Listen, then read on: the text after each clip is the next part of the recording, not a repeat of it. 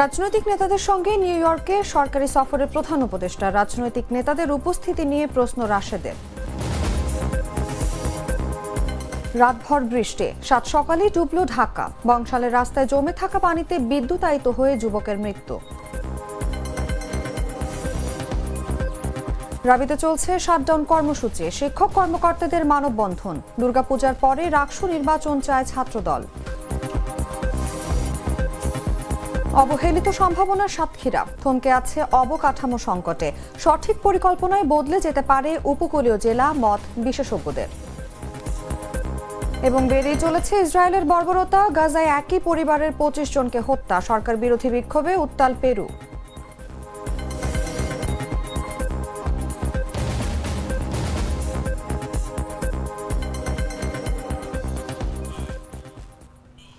এতক্ষণ শুনছিলেন সংবাদ শিরোনাম। দর্শক আমন্ত্রণ দুপুর 3টা সংবাদে। সঙ্গে আছি আমি অনুভা বিশ্বাস। পাকা টমেটো আর সিক্রেট রেসিপির কম্বিনেশনে তৈরি প্রাউন সস, সসের বস। চলে যাচ্ছি পুরো খবরে। জাতিসংঘ অধিবেশনে যোগ দিতে নিউ ইয়র্কে গেছেন প্রধান উপদেষ্টা ডক্টর মোহাম্মদ ইউনূস। তার এই সফরে 3 রাজনৈতিক দলের নেতারাও রয়েছেন। এই নিয়ে চলছে আলোচনা সমালোচনা। সরকার পক্ষ বলছে, ভবিষ্যতে দেশ পরিচালনার দায়িত্ব যেহেতু রাজনীতিবিদদের হাতেই থাকবে, এই কারণেই দেশের গুরুত্বপূর্ণ নানা আলোচনায় রাজনৈতিক দলের প্রতিনিধিদের যুক্ত করা হচ্ছে। 3টি রাজনৈতিক দলের নেতাদের অংশগ্রহণের মাধ্যমে দেশের অভ্যন্তরীণ রাজনৈতিক বিরোধের সমাধানের পথ খুলতে পারে বলে মত বিশেষজ্ঞদের। জাতিসংঘের অধিবেশনে যোগ দিতে যুক্তরাষ্ট্রের নিউ ইয়র্কে গেছেন প্রধান উপদেষ্টা ডক্টর মোহাম্মদ ইউনূস। তার সফর সঙ্গে এবার 3টি রাজনৈতিক দলের নেতা। সরকার প্রধানের এই সফরে রাজনৈতিক প্রতিনিধিদের যুক্ত করা নিয়ে চলছে নানা আলোচনা। জানা গেছে, এই সফরের বেশ কিছু সাইডলাইন বৈঠকে প্রধান উপদেষ্টার পাশাপাশি অংশ নেবেন এই রাজনৈতিক নেতারাও। এছাড়া যুক্তরাষ্ট্রে বসবাসরত বাংলাদেশিদের সঙ্গেও একটি কর্মসূচিতে অংশ নেওয়ার কথা রয়েছে তাদের। সরকারি সফরে রাজনৈতিক নেতাদের নিয়ে যাওয়ার উদ্দেশ্য কি, সেখানে কি ভূমিকা রাখবেন তারা, আর কেনই বা নির্দিষ্ট 3টি দলের প্রতিনিধিকেই নিয়ে যাওয়া হচ্ছে, সামনে আসছে এমন নানা প্রশ্ন। সরকারের পক্ষ বলছে, ভবিষ্যতে দেশ পরিচালনার দায়িত্ব যেহেতু রাজনীতিবিদদের হাতেই থাকবে, এ কারণেই দেশের গুরুত্বপূর্ণ নানা আলোচনায় রাজনৈতিক দলের প্রতিনিধিদের যুক্ত করা হচ্ছে। অন্যদিকে রাজনৈতিক দলের নেতারা বলছেন, গণ অভ্যুত্থানের পর দেশ গঠনে রাজনৈতিক শক্তি ঐক্যবদ্ধ রয়েছে। আন্তর্জাতিক মহলে এমন বার্তা দিতে চায় সরকার, আর এ কারণেই এই সফরে যুক্ত হচ্ছেন তারা। নির্দিষ্ট 3টি দল থেকে প্রতিনিধি নির্ধারণের এই সিদ্ধান্ত নির্বাচনের আগে অন্য রাজনৈতিক দলগুলোর কাছে ভুল বার্তা দিচ্ছে কিনা উঠেছে এমন প্রশ্ন। এ বিষয়ে প্রধান উপদেষ্টার সিনিয়র সহকারী প্রেস সচিব ফয়েজ আহমদ বলছেন, আগামীতে ক্ষমতায় আসার সম্ভাবনা, অভ্যন্তরীণ রাজনীতিতে দলীয় প্রভাব এবং দলীয় সক্ষমতার বিষয়টি বিবেচনায় রেখে প্রতিনিধি ঠিক করা হয়েছে। তিনি বলেন, অভ্যুত্থান পরবর্তী সময়ে দেশের রাজনৈতিক দলগুলোর মধ্যে বাংলাদেশ প্রশ্নে একটি ঐক্য তৈরি হয়েছে। তবে এমন সব আলোচনার বাইরে সরকারের দিক থেকে রাজনৈতিক দায় বন্টনের একটি চেষ্টাও দেখছেন রাজনৈতিক বিশ্লেষকদের কেউ কেউ। তারা বলছেন, রাজনৈতিক ঐক্য সবার সামনে তুলে ধরার পাশাপাশি এই মুহূর্তে বাংলাদেশে মার্কিন প্রভাবের যে বিষয়টা লক্ষ্য করা যাচ্ছে, সেখানেও রাজনৈতিক দলগুলোকে সঙ্গে রাখতে চাইছেন প্রধান উপদেষ্টা। এছাড়া 3টি রাজনৈতিক দলের নেতাদের অংশগ্রহণের মাধ্যমে দেশের অভ্যন্তরীণ রাজনৈতিক বিরোধের সমাধানের পথ খুলতে পারে বলেও মত বিশ্লেষকদের। মামদুহা রাইসা, জাগো নিউজ। প্রধান উপদেষ্টার সরকারি সফরে রাজনৈতিক দলের নেতাদের যুক্ত হওয়া নিয়ে আলোচনার জন্য আমাদের সঙ্গে আজ স্টুডিওতে উপস্থিত আছেন জাগো নিউজের স্টাফ রিপোর্টার নাহিদ সাব্বির। সাব্বির, আপনাকে আমন্ত্রণ আমাদের আজকের আলোচনায়। ধন্যবাদ আপনাকে। আমরা যেমনটি দেখছিলাম প্রতিবেদনে যে প্রধান উপদেষ্টা সরকারি সফরে দেশের বাইরে আছেন এবং 3টি রাজনৈতিক দলের প্রতিনিধিদের সঙ্গে নিয়ে গেছেন তিনি। তো অন্তর্বর্তী সরকারি এই সফরে শুধু 3টি রাজনৈতিক দলের প্রতিনিধিদের যুক্ত করার যে সিদ্ধান্ত, এই সিদ্ধান্ত আসলে কেন এবং এটি রাজনীতির মাঠে কতটুকু প্রভাব ফেলবে বলে আপনার মনে হয়? জি, আপনাকে ধন্যবাদ। আপনি জানেন যে প্রতি বছরই যখন জাতিসংঘের অধিবেশন শুরু হয়, তখন জাতিসংঘের যে সদস্যভুক্ত দেশগুলো, সেই দেশের সরকার প্রধানরা জাতিসংঘের অধিবেশনে যোগ দেয়। এবার যেহেতু বাংলাদেশের রাজনৈতিক সরকার না, আপনি জানেন যে 24শে গণঅভ্যুত্থানের পরে অন্তর্বর্তীকালীন সরকার গঠিত হয়েছে। সেই সরকারের প্রধান উপদেষ্টা ডক্টর মোহাম্মদ ইউনূস কিন্তু এই জাতিসংঘের অধিবেশনে যোগ দিতে গেছেন। কিন্তু আমরা এবারের অধিবেশনটা বাংলাদেশের জন্য একটু ভিন্নতা দেখছি এই কারণে মূলত এর আগে যেই সরকারগুলো যেত সাধারণত সেই সরকারের লোকজন বা মন্ত্রী আমলা এবং সংশ্লিষ্ট যারা ছিলেন তারাই মূলত সেই সরকার প্রধানের সাথে জাতিসংঘের অধিবেশনে যোগ দিতেন। কিন্তু আমরা এবার দেখলাম যে অন্তর্বর্তীকালীন সরকার প্রধান উপদেষ্টার সাথে অন্যান্য 3টি রাজনৈতিক দলের নেতারাও এই জাতিসংঘের অধিবেশনে যোগ দিয়েছে। যেমন বিএনপি থেকে গিয়েছেন বিএনপির মহাসচিব মির্জা ফখরুল ইসলাম আলমগীর এবং বিএনপির ভারপ্রাপ্ত চেয়ারম্যান যে তারেক রহমানের পররাষ্ট্র বিষয়ক উপদেষ্টা যিনি রয়েছেন ডক্টর হুমায়ুন কবির, তিনি কিন্তু গিয়েছেন। বিএনপি থেকে 2 জন গিয়েছেন। আর আমরা দেখেছি যে বাংলাদেশ জামায়াত ইসলামী থেকে জামায়াত ইসলামীর নায়েবে আমির ডক্টর আব্দুল্লাহ মোহাম্মদ তাহির যিনি রয়েছেন তিনি গিয়েছেন এবং জাতীয় নাগরিক পার্টি এনসিপি সেই এনসিপির সদস্য সচিব আক্তার হোসেন, এই 3টা রাজনৈতিক দল থেকে মোট 4 জন প্রতিনিধি কিন্তু প্রধান উপদেষ্টার এই সফর সঙ্গী হয়েছেন। এটি নিয়ে আসলে অনেক ধরনের কথা হচ্ছে এই কারণেই যে বাংলাদেশে তো রাজনৈতিক দল আরও রয়েছে, তো 3টি রাজনৈতিক দলকে কেন বেছে নেওয়া হলো? এর প্রধান উপদেষ্টার যে প্রেস উইং সেখান থেকে যেটি বলা হয়েছে যে বাংলাদেশের রাজনৈতিক দল তো অনেকগুলাই রয়েছে, কিন্তু সবার কার্যক্রম বা সবার প্রভাব রাজনীতিতে বা জনগণের মধ্যে যে প্রভাব সেটা কিন্তু সবার একরকম না।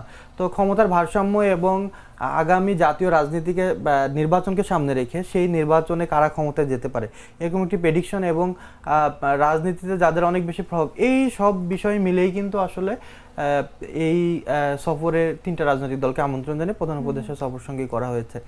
যদিও আমরা দেখেছি যে এই 3টা দলকে চুজ করার ক্ষেত্রে পরবর্তীতে অন্যান্য যে রাজনৈতিক দলগুলো রয়েছে তারা কিন্তু কিছুটা হলেও মনক্ষুণ্ণ হয়েছে। আপনি জানেন যে গতকাল রাতে কিন্তু গণ অধিকার পরিষদের রাশেদ খান তিনি ফেসবুক স্ট্যাটাস দিয়েছেন এবং বলেছেন যে প্রধান উপদেষ্টার যে সফর সঙ্গে এই 3টা রাজনৈতিক দল কেন হলো, অন্য দলগুলো কেন হলো না, এটি নিয়ে তিনি প্রশ্ন তুলছেন এবং তিনি বলছেন যে বৈষম্য বিরোধী আন্দোলনের পরে এমনটি বলেছেন যে বৈষম্য বিরোধী আন্দোলনের পরে যে অন্তর্বর্তীকালীন সরকার গঠিত হয়েছে বৈষম্যহীন বাংলাদেশ গড়ার জন্য, এই সরকারই আসলে বৈষম্যমূলক কাজ করছে যেহেতু অন্য দলগুলোকে নেওয়া হয় নাই। তো এটি একটি বার্তা। গতকালকে রাতে প্রধান উপদেষ্টার সহ তার সফর সঙ্গী যারা ছিলেন তারা মূলত ঢাকা ছেড়েছেন এবং আগামী 2রা অক্টোবর তারা দেশে ফিরবেন বলে আশা করা যাচ্ছে। আপনি যেমনটি বলছিলেন সাব্বির যে বৈষম্য বিরোধী আন্দোলনের পরেও যে সরকার আমরা পেয়েছি এবং সেও নাকি বৈষম্য করছে, এটা যেমন জনগণ বলছে। তো এই সিদ্ধান্ত, এই যে 3টি রাজনৈতিক দলের প্রতিনিধিদের নিয়ে যাওয়ার যে সিদ্ধান্ত, আরো অন্য রাজনৈতিক দল থাকা সত্ত্বেও এটা কি অন্য রাজনৈতিক দলের জন্য কোনো বিভ্রান্তিকর বার্তা পাঠাচ্ছে নাকি রাজনৈতিক ঐক্য প্রতিষ্ঠার জন্য এটা একটি কার্যকর পদক্ষেপ বলে মনে করছেন? এখানে অনেকগুলো বিষয় আছে যে আমি তো কিছুক্ষণ আগে আপনাকে বললাম যে এর আগে যেই জাতিসংঘের অধিবেশনগুলো ছিল সেই অধিবেশনে কিন্তু আসলে সংশ্লিষ্ট যেই দল সরকার গঠন করতো তার লোকজনই মূলত যেত। কিন্তু এবার যেহেতু গণঅভ্যুত্থানের পরে আমরা বলছি যে এই যে সরকার গঠিত হলো যে অন্তর্বর্তীকালীন সরকার, এই সরকার তো কোনো রাজনৈতিক সরকার না এবং এমন একটি বার্তা আসলে রাজনৈতিক বিশ্লেষকরা মনে করছেন যেটি যে এই যে একটা বার্তা যে এই সরকার তো পরবর্তী নির্বাচন দিয়ে এর পরবর্তীতে জাতীয় নির্বাচনের মাধ্যমে তো রাজনৈতিক সরকার আসবে বাংলাদেশে ক্ষমতায়। তো এই যে আপনার ক্ষমতা বলেন, তারপরে আপনার বিভিন্ন পরিকল্পনা বলেন, যেহেতু জাতিসংঘের একটা অধিবেশন এবং এখানে সাইডলাইন অনেক বৈঠক হবে, তো পরবর্তীতে সরকার এমন 3টা দলকে চুজ করছে যে তাদের মধ্যে থেকে হয়তোবা কেউ, যেহেতু তারা বৃহৎ বাংলাদেশের বড় রাজনৈতিক দল, তাদের মধ্যে থেকে পরবর্তীতে কেউ হয়তো দেশের ক্ষমতাভার গ্রহণ করবে জনগণের ভোটের রায়ের মাধ্যমে, সেই ধারণা থেকে মূলত কিন্তু তাদেরকে চুজ করে এখানে নিয়ে যাওয়া হয়েছে। তো অন্যান্য রাজনৈতিক দলের যে মনোক্ষুণ্ণের বিষয়, হ্যাঁ স্বাভাবিকভাবে, কারণ আপনি দেখেছেন যে ঐক্যমত্য কমিশনের যে বৈঠক, সেই বৈঠকেও কিন্তু প্রায় 30টি রাজনৈতিক দল অংশগ্রহণ করেছে, তারা প্রধান উপদেষ্টার সাথে বৈঠক করেছে। ঐক্যমত্য কমিশনের যারা অন্যান্য সদস্য ছিলেন সহসভাপতি সহ তাদের সাথে দীর্ঘদিন ধরে বৈঠক করে বৈঠকের পরবর্তীতে যে একটা সিদ্ধান্তে, জুলাই সনদের একটা সিদ্ধান্তে এসেছেন। তো এই জায়গাগুলোতে কিন্তু আবার প্রধান উপদেষ্টা যখন বিভিন্ন সংকটে বা দেশের জন্য একটু পরিস্থিতি খারাপ হয় বা রাজনৈতিক একটু উত্তেজনা তৈরি হয়, আমরা তখন দেখি যে প্রধান উপদেষ্টা তার বাসভবনে অন্য সব রাজনৈতিক দলের নেতাদের সাথে বৈঠক করেন। তখনও কিন্তু বেশ কিছু রাজনৈতিক দলের নেতারা ডাক পায় সেই বৈঠকে। কিন্তু এবার যখন জাতিসংঘের এই সম্মেলন, এই জাতিসংঘ সম্মেলনে কিন্তু আসলে এই 3টার বেশি অন্য কোনো রাজনৈতিক দল দাওয়াত পায়নি বা অন্য কোনো রাজনৈতিক দলের নেতারা এখানে যেতে পারে নাই। তো যার কারণে একটু মনোক্ষুণ্ণ হওয়ার বিষয়টা স্বাভাবিক আমার কাছে মনে হচ্ছে। এবং অন্যান্য রাজনৈতিক দলের বিশেষ করে গণ অধিকার পরিষদের যে প্রতিক্রিয়া, হয়তো 2-1জন প্রতিক্রিয়া জানাচ্ছেন, হয়তো অনেকে জানাচ্ছেন না, কেউ হয়তো বা সামাজিক যোগাযোগ মাধ্যমে জানাচ্ছেন, অদূর ভবিষ্যতে হয়তো বা কেউ গণমাধ্যমে এরকম বার্তা বা এরকম বক্তব্য দিতেও পারেন, যে কারণে একটু আমার মনে হয় রাজনৈতিক দলগুলোর মধ্যে কিছুটা মনোক্ষুণ্ণ বা অন্যান্য যে রাজনৈতিক দলগুলো রয়েছে তাদের মধ্যে হওয়াটা একটু স্বাভাবিক এবং সেটি হয়েছে বলে মনে হচ্ছে এখন পর্যন্ত। আপনি যেমনটি বলছিলেন সাব্বির, যে রাজনৈতিক দল যে দল ক্ষমতায় থাকতো সেই দলেরই প্রতিনিধিদের এই ধরনের সফর সঙ্গী করা হতো, অন্য রাজনৈতিক দলের অন্তর্ভুক্তিটা ছিল না। তো রাজনৈতিক বিশ্লেষকরা যে মনে করছে রাজনৈতিক নেতাদের অন্তর্ভুক্ত করার মাধ্যমে আমাদের সরকার অভ্যন্তরীণ রাজনৈতিক বিরোধ দূর করার চেষ্টা করছে বা রাজনৈতিক দায় বন্টনের চেষ্টা করছে, এটা আসলে কিভাবে করছে বলে আপনি মনে করেন? এটা সত্য এই কারণেই যে আমি তো কিছুক্ষণ আগে বললামই আপনাকে যে রাজনৈতিক যে দল সরকার গঠন করে, ইতিপূর্বে যে দলগুলো সরকার গঠন করেছে, তারা যখন এই সম্মেলনে যেত তখন তার সেই দলের তো মন্ত্রী, স্বাভাবিকভাবে পররাষ্ট্রমন্ত্রী বা অন্যান্য মন্ত্রণালয়ের দায়িত্বে যেসব মন্ত্রীরা ছিলেন তারা এবং সংশ্লিষ্ট বিভিন্ন সচিব বা আমলারা তারা হলো এই সফর সঙ্গী হতেন সাধারণত। কিন্তু এবার যেহেতু অন্তর্বর্তীকালীন সরকার একটা অরাজনৈতিক সরকার এবং অভ্যুত্থানের পরে সরকার গঠিত হয়েছে, যার কারণে এই সরকার তো কোনো রাজনৈতিক সরকার নাই, সরকার কোনো রাজনৈতিক ব্যক্তিত্বও নাই এখন। তো এই সরকার যখন ডক্টর মোহাম্মদ ইউনূস যখন এই সফরে যাচ্ছেন তখন নিশ্চিতভাবে তিনি অন্যান্য হয়তোবা আমরা ইয়েতে দেখেছি যে কয়েকটি রাষ্ট্রপ্রধানের সাথে তার বৈঠক হওয়ার কথা রয়েছে এবং সাইডলাইন কিছু বৈঠক হবে জাতিসংঘের, এবং জাতিসংঘে কিন্তু আসলে বিভিন্ন বিষয় নিয়ে তুলে ধরা হয়, বাংলাদেশের বিভিন্ন ইন্টারন্যাশনাল বিভিন্ন ইস্যুতে বাংলাদেশ তার পক্ষে মতামত জানায় যে বাংলাদেশের অবস্থানটা আসলে কি হবে। সেই জায়গাগুলোতে যেহেতু আমার মনে হয় যে ডক্টর ইউনূস এই রিস্কটা নিতে যাচ্ছেন না যে তিনি এরপরে যখন জাতীয় নির্বাচন দিয়ে যখন চলে যাবেন, যখন রাজনৈতিক দল ক্ষমতায় আসবে, যে কোনো একটি দল, যখন এই ধারাবাহিকতা বজায় থাকে বা তার যে স্টেটমেন্ট জাতিসংঘের অধিবেশনে সেটির ধারা যেন বজায় থাকে বা সরকার কোনো বিষয় নিয়ে মুভ করতে পারে ভবিষ্যতে বা করবে, যে অঙ্গীকার করবে জাতিসংঘে বা অন্যান্য দেশের সাথে বিভিন্ন চুক্তি বলেন বা যে কোনো ইস্যুতে একটা বোঝাপড়ার ব্যাপার থাকে, তিনি আসলে এই দায়টা একা নিতে যাচ্ছেন না। তিনি রাজনৈতিক দলগুলোকে সাথে নিয়ে যাচ্ছেন, যে এমন তিনটা রাজনৈতিক দলকে চুজ করেছেন যে রাজনৈতিক দলগুলো বাংলাদেশের বৃহৎ রাজনৈতিক দল, যদি এনসিপি নতুন রাজনৈতিক দল এবং বাংলাদেশের বৃহত্তম রাজনৈতিক দল হিসেবে এখন তো বিএনপি, যেহেতু আওয়ামী লীগের নিবন্ধন বাতিল, আওয়ামী লীগ সাংগঠনিক কার্যক্রম করতে পারছেন না। এরপরে আপনার জামাত ইসলাম অন্যতম বড় রাজনৈতিক দল, গণঅভ্যুত্থানের শক্তি হিসেবে বৈষম্যবিরোধী ছাত্র আন্দোলন থেকে এবং গণঅভ্যুত্থানের অন্যান্য শক্তি থেকে যেমন জাতীয় নাগরিক পার্টি এনসিপি তৈরি হলো, তারাও গণঅভ্যুত্থানের শক্তি হিসেবে এই রাজনৈতিক দল হিসেবে এই জাতিসংঘের সফরে ডাক পেয়েছেন। তো এটি আপনি একদিকে বলতে পারেন যে সামনের যেই কার্যক্রম সরকারের, সেই কার্যক্রমকে যাতে রাজনৈতিক দলকে নিয়ে ইনভলভ করে সরকার আগাতে যাচ্ছে এবং বিশ্ববাসীর কাছে একটা বার্তা দেওয়া যে এই অন্তর্বর্তীকালীন সরকারের সাথে আসলে বাংলাদেশের বড় বড় রাজনৈতিক দলগুলো আছে। প্রথম কথা, একদম সাফ কথা, যে এটি বলার জন্যই মূলত এই রাজনৈতিক দলের নেতাদেরকে নিয়ে যাওয়া, এটা একটা বিষয়। আরেকটা বিষয় হলো যে ডক্টর ইউনূস অন্তর্বর্তীকালীন সরকারের রাষ্ট্রপ্রধান, সরকার প্রধান, তিনি যে কাজগুলো করছেন তিনি একা কাজ করতে যাচ্ছেন না, তিনি বলতে যাচ্ছেন যে আমি যে কাজগুলো করছি বা আমি যে স্টেটমেন্ট দিচ্ছি, আমার সাথে বাংলাদেশের বড় রাজনৈতিক দল, বৃহৎ যে রাজনৈতিক দলগুলো এবং আগামীতে সম্ভাব্য যারা ক্ষমতায় আসবে তারা আমার সাথে রয়েছেন। এই বিষয়টি মূলত একদমই তাই সাব্বির, এবং আপনি খুব সুন্দর করে বলছিলেন। আপনাকে অসংখ্য ধন্যবাদ আমাদের আজকের আলোচনায় যুক্ত হওয়ার জন্য। আপনাকে ধন্যবাদ। অন্তর্বর্তী সরকারের প্রধান উপদেষ্টা ডক্টর মোহাম্মদ ইউনূসের জাতিসংঘ সফরে রাজনৈতিক দলের প্রতিনিধিদের সঙ্গে নেয়ার বিষয়ে প্রশ্ন তুলেছেন গণ অধিকার পরিষদের সাধারণ সম্পাদক রাশেদ খান। তার মতে সরকার নিজেদের সুরক্ষার স্বার্থে তাদের সঙ্গে নিয়েছে, সেখানে রাজনৈতিক নেতাদের কোনো কাজ নেই।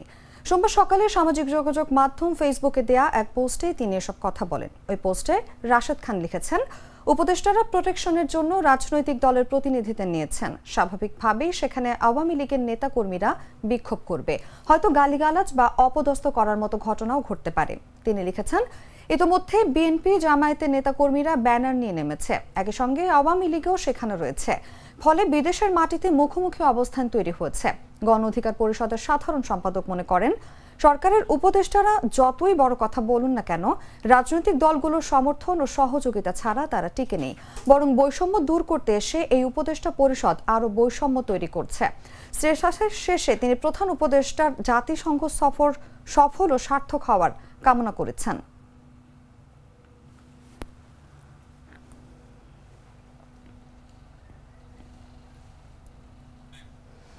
এবছর শারদীয় দুর্গাপূজায় কোথাও নিরাপত্তার কোনো ঝুঁকি নেই বলে মন্তব্য করেছেন স্বরাষ্ট্র উপদেষ্টা মোহাম্মদ জাহাঙ্গীর আলম চৌধুরী।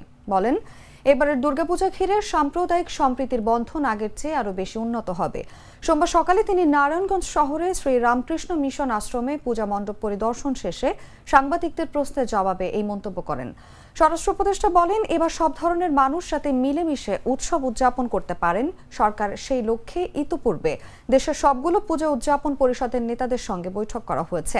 প্রতিমা নির্মাণের শুরু থেকেই প্রতিটি পূজা মণ্ডপে নিরাপত্তা ব্যবস্থা নিশ্চিত করতে তাদের প্রতি নির্দেশনা দেওয়া হয়েছে। এবার তাদের আয়োজন খুবই ভালো, এখানে কোনো ধরনের কোনো সমস্যা নেই এবং ডিসি মহোদয় আমাদের বলবেন টোটাল এই পূজা ইসের জন্য কত লাখ দিতে হবে? টোটাল 32 লাখ টাকা দেওয়া হয়েছে এবং প্রতিটা মণ্ডপে 500 কেজি করে চাউল দেওয়া হয়েছে এবং এই পূজা যেন ভালোভাবে মানে উদযাপন করতে পারে এবং এটার যেন এটা কিন্তু একটা ধর্মীয় অনুষ্ঠান, এটার কিন্তু পবিত্রতাও একটা রক্ষা করতে হবে এবং এই সব ধর্ম মিলে যেন এখানে একভাবে কাজ করতে পারে এই ব্যবস্থা করা হয়েছে। টানা বৃষ্টিতে রাজধানী ঢাকার বিভিন্ন এলাকায় সৃষ্টি হয়েছে জলাবদ্ধতা। এতে ভোগান্তিতে পড়েছেন সাধারণ মানুষ, বাড়ছে যানজট আর গুনতে হচ্ছে বাড়তি ভাড়াও। আবহাওয়া অধিদপ্তর বলছে, সোমবার দুপুর পর্যন্ত আকাশ মেঘাচ্ছন্ন থেকে হালকা থেকে মাঝারি বৃষ্টির সম্ভাবনা রয়েছে। বিস্তারিত ডেস্ক রিপোর্টে।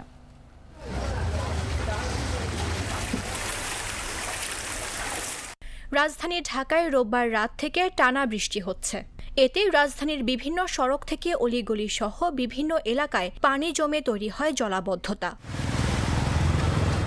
বৃষ্টিতে চরম ভোগান্তিতে পড়েছে সাধারণ মানুষ। জলাবদ্ধতার কারণে সড়কে দেখা দিয়েছে তীব্র যানজট। কোথাও কোথাও ময়লা পানি পারাপার করতে দেখা যায় রিকশা ও ভ্যান ড্রাইভারদের। মানুষের অভিযোগ, জলাবদ্ধতার অজুহাতে বাড়তি ভাড়া দিতে হচ্ছে তাদের।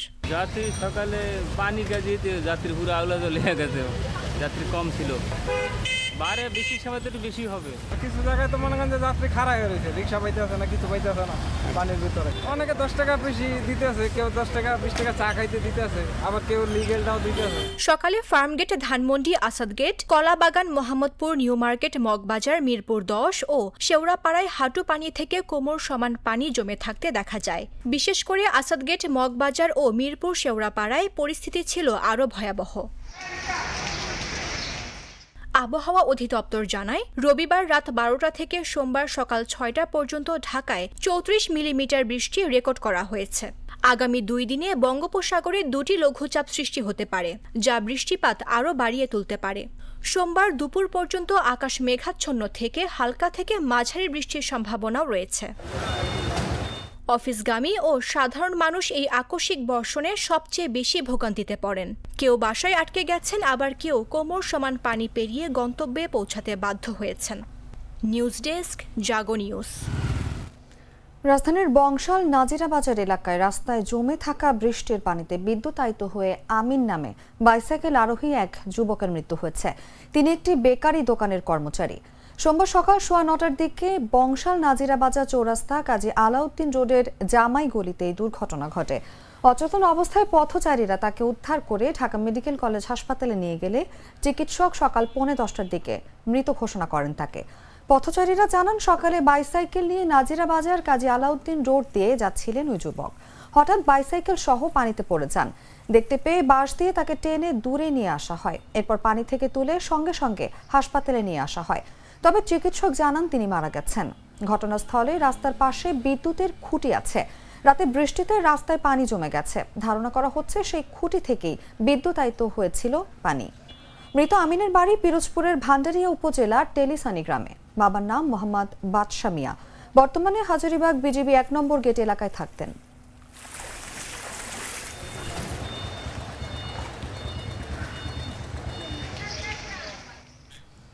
রাজশাহী বিশ্ববিদ্যালয়ে উপাচার্য সহ শিক্ষকদের লাঞ্ছিত করার ঘটনায় কমপ্লিট শাটডাউন ঘোষণা করে মানববন্ধন করেছেন শিক্ষক কর্মকর্তারা। সোমবার বেলা 11টার দিকে বিশ্ববিদ্যালয়ের প্যারিস রোডে এই কর্মসূচি পালন করেন তারা। এদিন সকাল থেকে ঘোষিত মানববন্ধন শাটডাউন চলছে। মানববন্ধনে শিক্ষক কর্মকর্তারা বলেন, শনিবার বিশ্ববিদ্যালয়ে যেই ঘটনা ঘটেছে তা বিশ্ববিদ্যালয়ের ইতিহাসে আগে ঘটেনি। এই ঘটনার বিচার না হওয়া পর্যন্ত তারা অবস্থান থেকে সরবে না। সোমবার সকাল থেকে বন্ধ আছে সব বিভাগের ক্লাস, পরীক্ষা ও প্রশাসনিক কার্যক্রম। ক্যাম্পাস ঘুরে দেখা গেছে সকাল থেকে ক্যাম্পাস বেশ ফাঁকা। শিক্ষার্থীদের আনাগোনা নেই বললেই চলে। অধিকাংশ দোকানপাট বন্ধ রয়েছে। এর আগে পোষ্য কোটা নিয়ে উদ্ধৃত পরিস্থিতি নিয়ে জরুরি সিন্ডিকেট মিটিং শেষে পোষ্য কোটা স্থগিত রাখার সিদ্ধান্ত নেয় প্রশাসন। সে সঙ্গে শনিবারের ঘটনায় 5 সদস্যের একটি তদন্ত কমিটি গঠন করে কর্তৃপক্ষ। তবে এই সিদ্ধান্ত প্রত্যাহার করে দাবি আদায় না হওয়া পর্যন্ত রাজশাহী বিশ্ববিদ্যালয় কমপ্লিট শাটডাউন ঘোষণা করে কর্মকর্তা কর্মচারীরা। আজ যত সন্ত্রাসী কর্মকাণ্ডে যারা জড়িত তাদের কেউ ঘরে ফিরে যাব না। এদিকে রাজশাহী বিশ্ববিদ্যালয় কেন্দ্রীয় সংসদ, হল সংসদ ও সিনেট নির্বাচন পূজার পরে চায় শাখা ছাত্রদল। সোমবার বিশ্ববিদ্যালয়ের পরিবহন মার্কেটে সাংবাদিকদের কথা জানান শাখা ছাত্রদলের সহসভাপতি ও রাকসু নির্বাচনে ছাত্রদল মনোনীত প্যানেলের ভিপি প্রার্থী শেখ নূর উদ্দিন আবির। তিনি বলেন, গেল 48 ঘন্টা আগে যে উৎসব মুখর পরিবেশ এবং ভোটার প্রার্থীদের আনাগোনা ছিল সেটা এখন অনেকটা স্থবির হয়ে গেছে। সর্বোচ্চ ভোটার উপস্থিতি নিয়ে একটা সুষ্ঠু নির্বাচনের প্রত্যাশা জানান তিনি। আমরা দেখছি গত 48 ঘন্টা আগে আমাদের যে ক্যাম্পাসে যে উৎসব মুখর পরিবেশ এবং ভোটার এবং প্রার্থীদের আনাগোনা ছিল সেটা কিন্তু এখন অনেকটাই স্থবির হয়ে গেছে। ভোটার নেই বললেই চলে, বেশিরভাগ স্টুডেন্ট আমাদের বাড়িতে চলে গেছে। তো আমরা চাই সর্বোচ্চ ভোটার উপস্থিতিতে উৎসব মুখর পরিবেশে একটি নির্বাচন। তো এক্ষেত্রে আমাদের যদি নির্বাচন কমিশন পুনরায় বিবেচনা করেন, শিক্ষার্থীদের এবং ভোটারদের উপস্থিতির কথা বিবেচনা করেন, তা সেই ক্ষেত্রে আমি বলবো আপনারা শিক্ষার্থীদের পালস বোঝার চেষ্টা করেন এবং নির্বাচনটা আমি চাই দুর্গাপূজার পরেই হোক। প্রাণ কফি ক্যান্ডি, কররা কফি, কঠিন স্বাদে, হাইকে বলো বাই। অর্থনীতি, ক্রীড়া ও প্রাকৃতিক সৌন্দর্যের সম্ভাবনাময় সাতক্ষীরা থমকে আছে অবহেলা আর অবকাঠামো সংকটে। ভাঙা বাঁধ, ভাঙাচোরা রাস্তার দুর্যোগের ক্ষত পেরিয়ে এগিয়ে যাওয়ার লড়াই চালিয়ে যাচ্ছেন এখানকার মানুষ। স্থানীয়দের দাবি, টেকসই বাঁধ, রেল যোগাযোগ, বিজ্ঞান ও প্রযুক্তি বিশ্ববিদ্যালয় এবং সুন্দরবন ঘিরে ইকো ট্যুরিজম গড়ে তোলা। অবকাঠামো উন্নয়ন আর সঠিক পরিকল্পনার মধ্য দিয়েই বদলে যেতে পারে উপকূলীয় এই জেলা, এমনটাই মত বিশেষজ্ঞদের। ফারিজুল ইসলামের রিপোর্টে বিস্তারিত।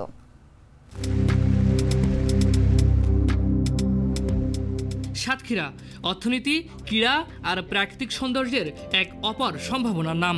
অথচ দীর্ঘদিনের অবহেলায় পিছিয়ে পড়েছে দেশের দক্ষিণ পশ্চিমাঞ্চলের এ জেলা। এই সড়কটি দেশের পর্যটকদের সুন্দরবনে প্রবেশের একমাত্র পথ। অথচ ভাঙা রাস্তা আর জনদুর্ভোগ এখানকার নিত্যসঙ্গী। পর্যটনের অপর সম্ভাবনাময় জেলা হলেও অবকাঠামো সংকটে থমকে আছে সব উদ্যোগ। মহাসড়কে ধানের চারা রোপণ করা হয়েছে, মাছ ছেড়ে দেওয়া হয়েছে, খানা খন্দকে ভরে গেছে। তো এইরকম একটা অবস্থার মধ্য দিয়ে আমরা মনে করি যে সাতক্ষীরা জেলার উন্নয়ন বঞ্চিত থাকতে পারে না। আজকে আমরা বৈষম্যহীন বাংলাদেশের কথা সর্বস্তর থেকে বলছি, তাহলে সাতক্ষীরা জেলা কেন বৈষম্যের শিকার হবে? সাদা সোনা খ্যাত চিংড়ি বিদেশে রপ্তানি করে কোটি কোটি ডলার আয় করেছে সাতক্ষীরা জেলা। বাংলাদেশ থেকে প্রথম ইউরোপে রপ্তানি হওয়া আমও এসেছে এখানকার বাগান থেকে। তারকা খ্যাতির ক্ষেত্রেও পিছিয়ে নেই সাতক্ষীরা। বাংলাদেশ জাতীয় দলের মুস্তাফিজুর রহমান, সৌম্য সরকার কিংবা মৃত্যুঞ্জয় চৌধুরীর মতো তারকা ক্রিকেটারের উত্থান এই জেলা থেকেই। নারী ফুটবলে বাংলাদেশ জাতীয় দলের অধিনায়ক আফিদা খন্দকারও সাতক্ষীরার সন্তান। সাতক্ষীরাবাসী 1947 সাল থেকে অবহেলিত এবং এই ছাত্র সমাজ এবং বর্তমানে সাতক্ষীরা চিংড়ি মাছ এবং আম, কুল এগুলো দিয়ে বৈদেশিক মুদ্রা অর্জন করে বাংলাদেশ সরকার। সেই টাকাগুলোই যদি সাতক্ষীরাবাসী উন্নয়নের জন্য কাজ করে তাহলে আমরা সাতক্ষীরাবাসী অনেক উপকৃত হব। অবকাঠামো উন্নয়ন আর সঠিক পরিকল্পনার মধ্য দিয়েই বদলে যেতে পারে উপকূলীয় এই জেলা, এমনটাই মত বিশেষজ্ঞদের। ফারিজুল ইসলাম, জাগো নিউজ। রোজকার সাধারণ খাবার এখন হবে অসাধারণ। প্রাণ স্বাদের মশলা, স্বাদ বাড়ায়, ঘ্রাণ ছড়ায়। জানাবো আন্তর্জাতিক সংবাদ।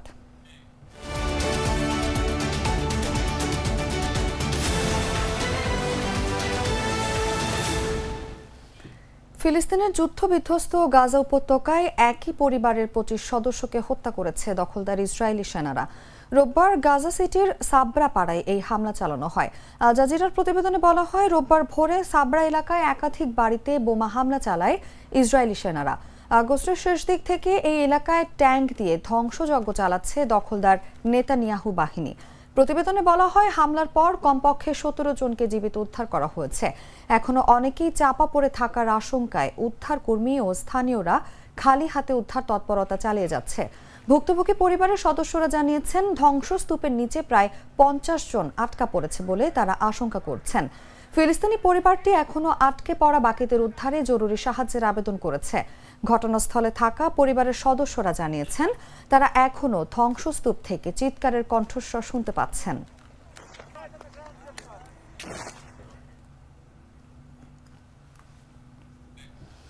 সরকার বিরোধী বিক্ষোভে উত্তাল হয়ে উঠেছে লাতিন আমেরিকার দেশ পেরু। দেশটির রাজধানী লিমায় জেনজি তরুণদের বিক্ষোভে সহিংসতায় কমপক্ষে 18 জন আহত হয়েছেন। এদের মধ্যে পুলিশ সদস্য ও সাংবাদিকও রয়েছেন। স্থানীয় সময় রোববার স্থানীয় কর্তৃপক্ষ ও স্বাধীন সংগঠনগুলোর প্রকাশিত হিসাব থেকে এই তথ্য জানা গেছে।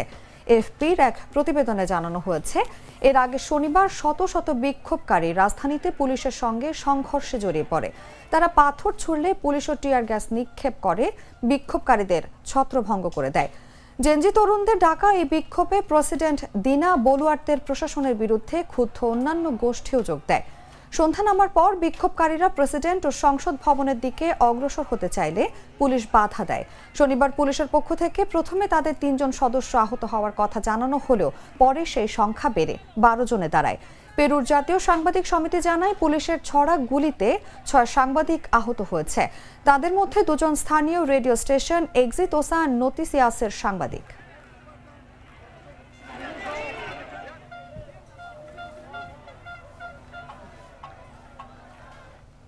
সংবাদ শেষ করব খেলার খবর জানিয়ে।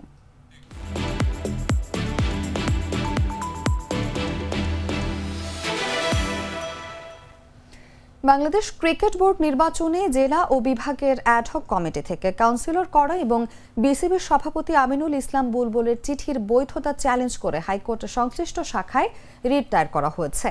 টাঙ্গাইলের তপন, লক্ষ্মীপুরের কামরুল, গোপালগঞ্জের খসরু ও রাজবাড়ী থেকে দুলাল সহ মোট 4 ব্যক্তি বাদী হয়ে হাইকোর্টের সংশ্লিষ্ট শাখায় এই রিটটি দায়ের করেন। সোমবার এই সংক্রান্ত বিষয়ে হাইকোর্টের দ্বৈত বেঞ্চে এর শুনানি হতে পারে। বিসিবি নির্বাচন আগামী 4 অক্টোবর। তার আগে জেলা ও বিভাগীয় ক্রীড়া সংস্থা থেকে কাউন্সিলর হিসেবে মনোনীত হয়ে নির্ধারিত সময়ের মধ্যে বিসিবিতে ফর্ম জমা দিয়েছিলেন সাবেক খেলোয়াড় ও ক্রীড়া সংগঠকরা। তবে অ্যাডহক কমিটি থেকে যেসব জেলা ক্রীড়া সংস্থা কাউন্সিলরের জন্য মনোনয়ন দেয়নি, তাদের আবেদন বাতিল করেছেন বিসিবি সভাপতি আমিনুল ইসলাম বুলবুল। সেই সঙ্গে প্রধান নির্বাহীর পরিবর্তে নতুন করে নিজে সই করে অ্যাডহক কমিটি থেকে কাউন্সিলর দিতে বলেছেন বিসিবি সভাপতি।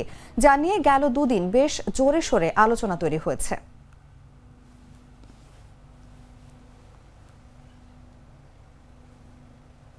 সংবাদ শেষ করার আগে শিরোনামগুলো জানিয়ে দিচ্ছি আরো একবার।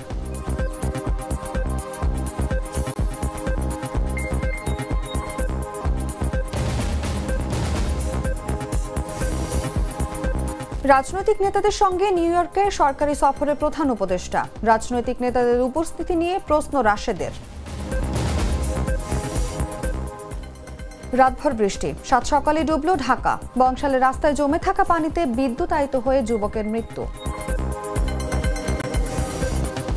রাবিতে চলছে শাটডাউন কর্মসূচি, শিক্ষক কর্মকর্তাদের মানববন্ধন। দুর্গাপূজার পরে রাকসু নির্বাচন চায় ছাত্রদল। অবহেলিত সম্ভাবনার সাতক্ষীরা, থমকে আছে অবকাঠামো সংকটে।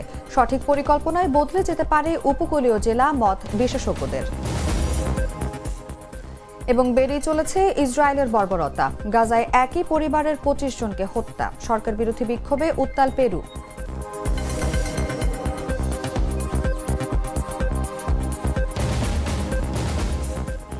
দর্শক, এই ছিল এখনকার মতো। এরপর বিকেল 5টায় দেখবেন দেশজুড়ে সংবাদ। প্রতি মুহূর্তে সর্বশেষ খবর জানতে ভিজিট করুন jagonews24.com। ফলো করুন আমাদের ভেরিফাইড ফেসবুক পেজ এবং সাবস্ক্রাইব করুন জাগো নিউজের ইউটিউব চ্যানেল। ধন্যবাদ সবাইকে।